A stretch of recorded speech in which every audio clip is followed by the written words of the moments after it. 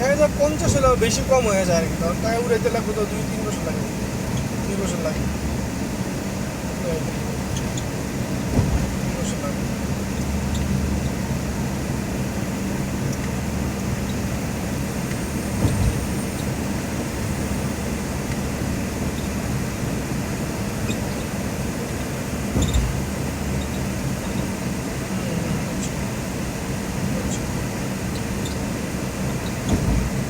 বিমান নেমে গেল রে, বিমান নেমে গেল, বিমান নেমে গেল।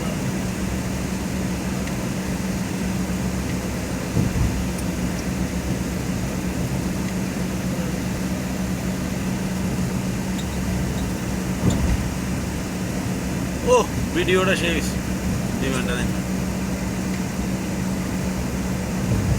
শোন শোন, আচ্ছা আমি তো বুঝছি এত কথা পাওয়া যাবে না, আমি ইয়ার করে নেমে যাবো, নেমে গেলে আবার সার্জেনের দামে নেবেন। শোন, আমি তো শর্টকাটে বলি, যদি ফ্যাসিলিটি কমও হয়, মানে হয়তো 80-90 হাজার টাকা হইলো, ঠিক আছে, এরকমও যদি হয়, হইলেও মনে কর তো যদি জমি ঝামেলা না করে যদি এমনি ঋণ করে এই দেশে চলে যেতে পারো, সামনের যাওয়া ভালো।